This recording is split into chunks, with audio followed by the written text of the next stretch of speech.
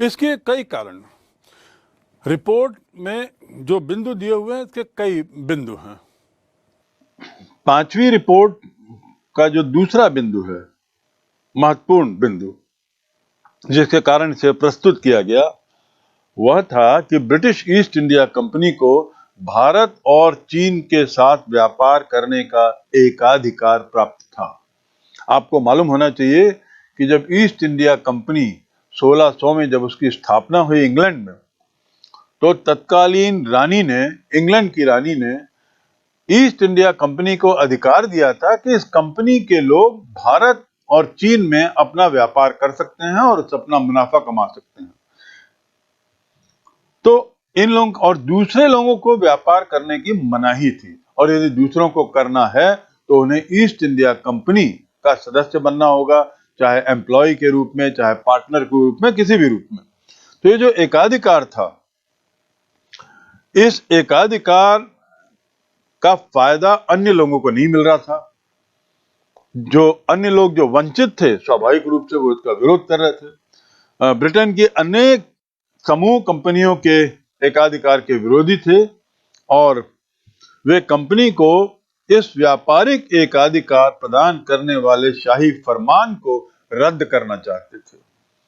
तो ये जो पांचवी समिति की जो रिपोर्ट थी, इस रिपोर्ट को एक तरीके से ऐसा पेश किया गया जिसमें कि ऐसा परिलक्षित हो, ऐसा लगे कि ये कंपनी अपने उद्देश्यों में असफल हो रही है, और इसलिए इसके एकाधिकार को समाप्त किया जाए, यानी ओपन डोर पॉलिसी, खुला द्वार, सभी लोगों को अनुमति हो व्यापार करने की, ऐसा दिया जाए। इसलिए भी रिपोर्ट का महत्व है, और ये दूसरा बिंदु इस रिपोर्ट का था। वे लोग चाहते थे कि एकाधिकार, जो शाही फरमान जो मिला था उनको क्वीन विक्टोरिया से, वो रद्द कर दिया जाए। तीसरा जो कारण था जिसके लिए रिपोर्ट को प्रस्तुत किया गया, वह था कि निजी व्यापारी, ईस्ट इंडिया कंपनी के व्यापारी तो अलग थे, इसके अलावा कुछ अपने अलग से निजी व्यापारी भी थे जो ईस्ट इंडिया कंपनी के सदस्य नहीं थे। लेकिन ऐसे निजी व्यापारियों की संख्या दिन ब दिन बढ़ती जा रही थी। इनकी संख्या काफी बढ़ती जा रही थी, निरंतर वृद्धि हो रही थी, और स्वाभाविक है ये लोग भी चाहते थे कि भारत से जो व्यापार हो रहा है ईस्ट इंडिया कंपनी का, उसका लाभ, उसका फायदा, उसका मुनाफा, उसमें भागीदारी इनको भी मिले। तो निजी व्यापारी भी सतत रूप से ये दबाव बना रहे थे कि कंपनी का एकाधिकार समाप्त हो, और ये दबाव दिनों दिन बढ़ता भी जा रहा था क्योंकि इनकी संख्या भी बढ़ रही थी। चौथी बात, इंग्लैंड के जो उद्योगपति थे, जो निजी व्यापारी थे, जो उद्योगपति थे, वे भारत के बाजारों को ब्रिटिश विनिमयकर्ताओं के लिए खुलवाना चाहते थे। वे चाहते थे कि भारत के बाजार, चीन के बाजार, इंग्लैंड के सभी लोगों के लिए खुले रहें, ईस्ट इंडिया कंपनी के ही क्यों, ऐसा सवाल उठा, तो वो खुलवाना चाहते थे।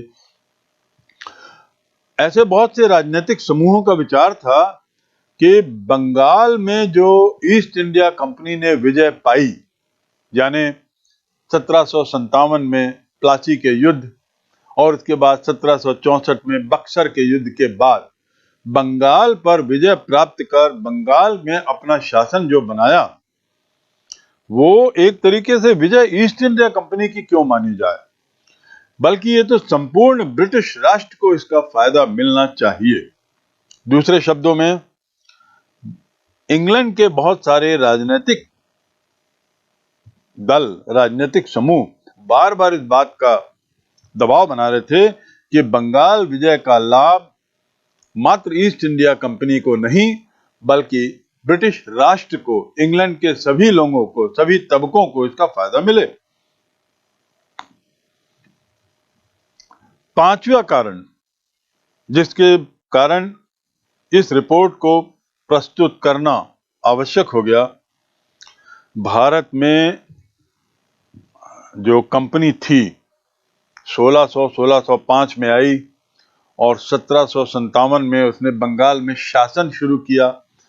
कैसे एक व्यापारिक कंपनी एक शासक बन गई और फिर 1764 में बक्सर में उसने अपनी विजय सुनिश्चित कर ली। उसके बाद 1763 में उसने एक कानून भी पास किया ब्रिटिश पार्लियामेंट ने, जिसे हम कहते हैं रेगुलेटिंग एक्ट।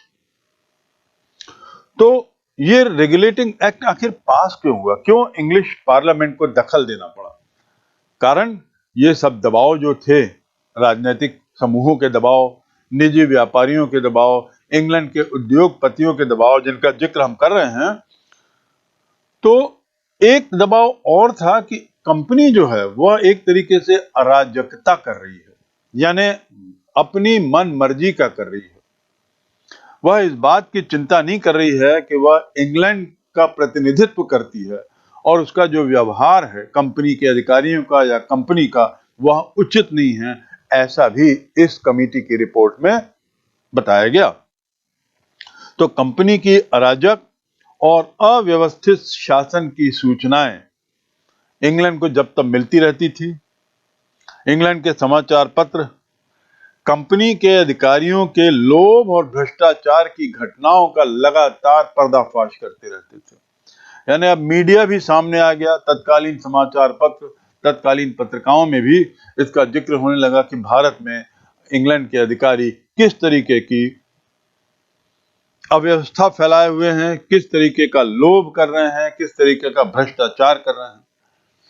इसलिए भी ब्रिटेन की सरकार के लिए कंपनी के शासन को विनियमित और नियंत्रित करना अत्यधिक जरूरी हो गया। तो कैसे? देखिए, समय के साथ साथ वह कंपनी जो मात्र व्यापार के उद्देश्य से आई थी, जिसे मात्र व्यापार करने की अनुमति मिली थी, उसने कैसे अपना रूप बदला, शासक बनी।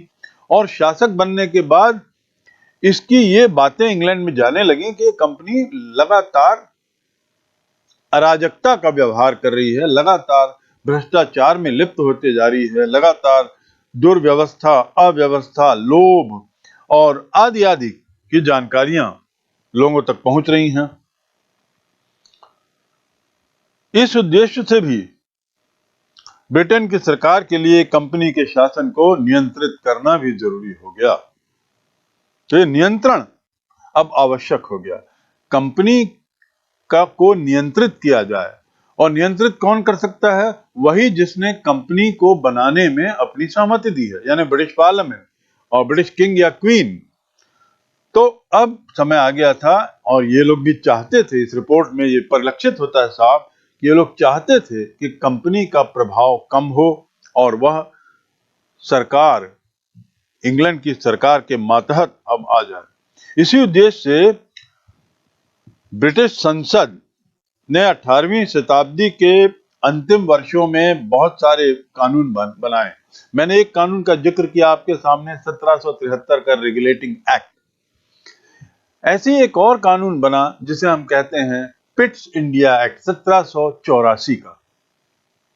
विलियम पिट द यंगर वो वहां के प्रधानमंत्री थे, और उनके नाम से ये नया बिल पारित हुआ, नया अधिनियम पारित हुआ, जिसमें संसद का प्रभाव ईस्ट इंडिया कंपनी पे बहुत बढ़ गया, और east India company British parliament के मातहत आने वाली एक कंपनी की तरह देखी जाने लगी थी। यही कारण था कि बहुत सारे कानून बने और कंपनी को विवश किया गया कि वह नियम से अपनी रिपोर्ट भेजा करे, भारत के प्रशासन के बारे में, भारत की आर्थिक स्थिति के बारे में, भारत से होने वाली आय व्यय के बारे में, क्योंकि इस सब का असर कुल मिलाकर इंग्लैंड पे तो पड़ ही रहा था, ईस्ट इंडिया कंपनी पे तो प्रभाव पड़ ही रहा था, लेकिन इससे जो आमदनी थी, इससे जो आय थी, और इससे जो सामाजिक व्यवस्था में बदलाव आ रहा था, इसका असर इंग्लैंड पे पड़ ही रहा था। इसलिए भी ब्रिटिश पार्लियामेंट ने, अंग्रेजी संसद ने ऐसे कानून पारित किए जिसके तहत ईस्ट इंडिया कंपनी अब बाध्य हो गई कि वह प्रशासन संबंधी रिपोर्ट नियमित रूप से इंग्लैंड को भेजे। कंपनी के कामकाज का निरीक्षण करने के लिए भी कई समितियां बनाई गई, चाहे वो आर्थिक कामकाज हो, चाहे वो सांस्कृतिक स्तर पर हो, इसके अलावा राजनीतिक स्तर पे भी हो, लोगों से संबंधों के लेकर भी हो। इन सब बातों को, जो विभिन्न रियासतें थी उनके साथ ईस्ट इंडिया कंपनी के संबंधों को लेकर भी निरीक्षण करने की जरूरत महसूस की गई और ब्रिटिश पार्लियामेंट ने इन सब बातों को लेकर कई समितियों का निर्माण किया, जिसका काम था ईस्ट इंडिया कंपनी के प्रशासन के विभिन्न पहलुओं का समय समय पर निरीक्षण करना। ये जो 5वीं रिपोर्ट है, ये एक ऐसी रिपोर्ट थी जिसे एक तरीके की एक समिति ने ही तैयार किया था और आप समझ सकते हैं कि समिति एक तरीके से ईस्ट इंडिया कंपनी के प्रति प्रेजुडिस थी, उसके पक्ष में नहीं थी और उसने जितने रिपोर्ट में अपनी बातें लिखी हैं उससे दिखता है कि कंपनी चाहती थी कि इंग्लैंड चाहता था कि कंपनी का रुतबा, कंपनी का ओहदा, कंपनी का प्रभाव कम हो और उसके ऊपर सरकार का प्रभाव रहे।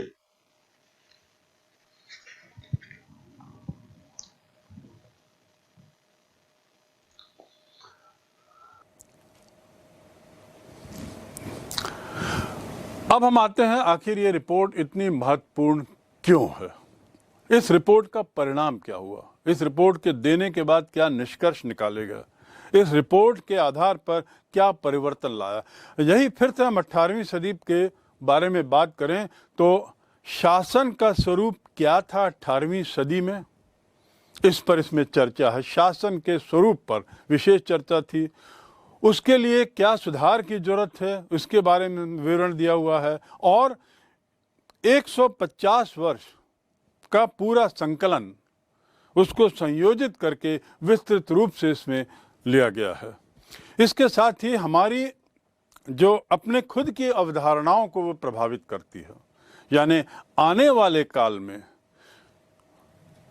ईस्ट इंडिया कंपनी किस रूप में शासन की, उसने किस दृष्टि से इस 5वीं रिपोर्ट को लिया और अपने को सुधार किया, यह आज हमारे लिए एक महत्वपूर्ण रिपोर्ट, हमारे लिए एक बहुत महत्वपूर्ण डॉक्यूमेंट बन जाता है, जिसके आधार पे हम निष्कर्ष निकाल सकते हैं कि ब्रिटिश सरकार, ब्रिटिश शासन ईस्ट इंडिया कंपनी के माध्यम से किस तरह अपनी योजनाओं को, अपने विचारों को क्रियान्वित करता था। तो हमारी अपनी वर्तमान की अवधारणाओं को भी ये बहुत प्रभावित करती है। इस रिपोर्ट के आधार में भारत में कंपनी के शासन और कंपनी के स्वरूप को लेकर भी बहुत वाद विवाद हुए। स्वरूप को लेकर का अर्थात कि ये कंपनी भारत आई क्यों है? क्या अब यह मुनाफा ले रही है? क्या यहाँ का मुनाफा यहीं का यहीं समायोजित किया जाए या उसे इंग्लैंड भेजा जाए? आदि आदि बहुत से मुद्दे थे जिसमें स्वरूप को हम सोच सकते हैं। तो इस पर में काफ़ी वाद विवाद बढ़ने लगा, काफ़ी वाद विवाद होता रहा और इसमें जो उपलब्ध जो डॉक्यूमेंट्स हैं, इसमें जो उपलब्ध जो जानकारियाँ दी गई हैं, वे दिनों दिन महत्वपूर्ण बनती गई। एक और ये रिपोर्ट बहुत महत्वपूर्ण तो है, हमारी अवधारणाओं को भी दिशा देने में मदद करती है, पर हमें याद रखना होगा कि यह रिपोर्ट अंततः सरकारी रिपोर्ट थी, यानी सरकारी नज़रिए से लिखी गई थी। इसमें सरकारीकरण दिखाई देता है, ब्रिटिश कंपनी का नज़रिया रहता है। भारतीयों के नफ़ा नुकसान पर शायद उतनी स्पष्ट टिप्पणी ना हो जितना कि अंग्रेज़ों के खुद के नफ़ा नुकसान पर इसमें दिया गया होगा। तो इस प्रकार हमें इस रिपोर्ट को एक ऐतिहासिक दस्तावेज मानते हुए यह ख्याल रखना होगा कि यह रिपोर्ट एक सरकारी रिपोर्ट थी और इसलिए अत्यधिक सावधानी पूर्वक इसे हमें उपयोग करना होगा अपनी ऐतिहासिक पुनर्संरचना के लिए। जहां एक और फर्मिंगर की रिपोर्ट, जिसे 5वीं रिपोर्ट भी कहते हैं, वह एक बहुत महत्वपूर्ण रिपोर्ट मानी जाती है कई दृष्टि से, जिसका उल्लेख मैं कर चुका हूं, लेकिन इसके कुछ दोष भी हैं, इसकी कुछ कमियां भी हैं। और वैसे तो हर सिक्के के दो पहलू होते हैं, हमारे लिए क्या महत्व का है, इसे देखते हुए हम कह सकते हैं कि फर्मिंगर की रिपोर्ट इन दोषों के बावजूद भी अत्यधिक महत्वपूर्ण रिपोर्ट थी। तो आखिर क्या थी फर्मिंगर रिपोर्ट की कमियां, उसमें ऐसे क्या दोष थे? पहला तो बड़ा स्पष्ट है और वह है कि यह रिपोर्ट निष्पक्ष नहीं है। अर्थात क्या हुआ कि किसी खास उद्देश्य से रिपोर्ट लिखी गई है, ऐसा मालूम होता है। देखिए, कंपनी जो थी वो इंग्लैंड की थी, east India company. East India company को एकाधिकार मिला हुआ था भारत में व्यापार करने का, और ईस्ट इंडिया कंपनी उस व्यापार से भारी मुनाफा कमा रही थी, और ईस्ट इंडिया कंपनी के जो कर्मचारी थे, उसके अधिकारी थे, उसके ओनर थे, उन्हीं को पूरा फायदा मिल रहा था। अर्थात इंग्लैंड का एक बहुत बड़ा तबका ऐसा भी रहा होगा जनता लोग का, जो ईस्ट इंडिया कंपनी के प्रॉफिट का, उसके लाभ का हिस्सा बनना चाह रहे होंगे, लेकिन या तो उन्हें बनाने नहीं दिया जा रहा होगा या कुछ अन्य बातें रही होंगी। मतलब ये जो वर्ग था जिन्हें ईस्ट इंडिया कंपनी के भारत से होने वाले लाभ से वंचित रखा जा रहा था, कहीं इनकी भावनाएं उस रिपोर्ट पे परिलक्षित तो नहीं हुई। और सच्चाई तो ये है कि इसका उद्देश्य ही एक तरीके से ऐसा माना जाता है कि फर्मिंगर रिपोर्ट जो है उसका मूल उद्देश्य था इन वंचित लोगों की भावनाओं को व्यक्त करना। तो इस प्रकार हम कह सकते हैं कि यह रिपोर्ट निष्पक्ष नहीं थी, और इसलिए मूल रूप से इस रिपोर्ट में कंपनी के कुशासन को, कंपनी के द्वारा की गई अव्यवस्था को, कंपनी के द्वारा की गई ज्यादतियों को, अत्याचार को, इसको ज़्यादा उजागर किया गया। तो ये तो हुआ इसका पहला दोष। इसकी बहुत आलोचना हुई, इस रिपोर्ट पे कंपनी के कार्यकलाप को लेकर बहुत आलोचना की गई, बहुत टिप्पणी की गई है। दूसरा कि ये जो फर्मिंगर रिपोर्ट है, इसमें जो परंपरागत जमींदार थे, जो बहुत वर्षों से जमींदारी कर रहे थे, दशकों से, उन परंपरागत जमींदारों की शक्ति के पतन का वर्णन बहुत बढ़ा चढ़ा के किया गया। परंपरागत जमींदार जो ताकतवर ही नहीं थे, बल्कि साथ में एक उनकी अपनी जीवन शैली हो गई थी, एक अपनी एक व्यवस्था हो गई थी। उनका जो पतन हुआ, उनकी जो गिरावट हुई, उस गिरावट का वर्णन बखान करते हुए बहुत बढ़ा चढ़ा के इसमें किया गया। तो ये भी इसका एक दोष है। तीसरा, जमींदारों के द्वारा समय पर राजस्व कर न दिए जाने के कारण जो नीलामी होती थी, उसको भी बहुत बढ़ा चढ़ा के दिखाया गया है। ऐसा परिलक्षित होता है कि मानो अधिकतर जमींदार समय पर राजस्व नहीं देने के कारण, समय पर लगान न देने के कारण शायद वे जमीन से खेत दिए जाते थे और नए जमींदार आते थे। तो और ये प्रक्रिया एक बहुत सामान्य प्रक्रिया हो गई थी, ऐसा इस विवरण में बताया गया है। पर ऐसी बात नहीं है, ऐसा लगता है कि ये अतिशयोक्ति है, यानी कुछ बढ़ा चढ़ा के बताया गया है कि बहुत सारे जमींदारों को ज़मीन खोना पड़ा, और उसका वर्णन भी बड़े विस्तार से इसमें किया गया है। सच्चाई तो ये है कि बहुत ही कम मामलों में ऐसे ज़मींदारों की विस्थापना हुई, ऐसे ज़मींदार विस्थापित हुए जो समय पर लगान नहीं दे पाए। अधिकतर लोग येन केन प्रकारेण अपने तरीके से अपनी ज़मीन बचा लेते थे। मैंने पूर्व में भी उदाहरण दिया है, एक दो उदाहरणों के माध्यम से मैंने बताने की कोशिश की है आपको कि कैसे बर्दवान के राजा, बर्दवान के ज़मींदार और कुछ अन्य क्षेत्रों के ज़मींदार भी अपने तरीके से साम दाम दंड भेद आदि से अपनी ज़मीन बचा लेते थे। लेकिन हाँ, ज़मीन छीने जाने की धमकी दी जा रही होगी, इसमें कोई दो मत नहीं है, क्योंकि अंग्रेजों का उद्देश्य तो नीलामी का बहाना खोजना था। वे भी शायद इतना नहीं चाहते थे कि ये ज़मींदार विस्थापित हों, उनको तो आमदनी से मतलब था, नीलामी से होने वाली आमदनी से।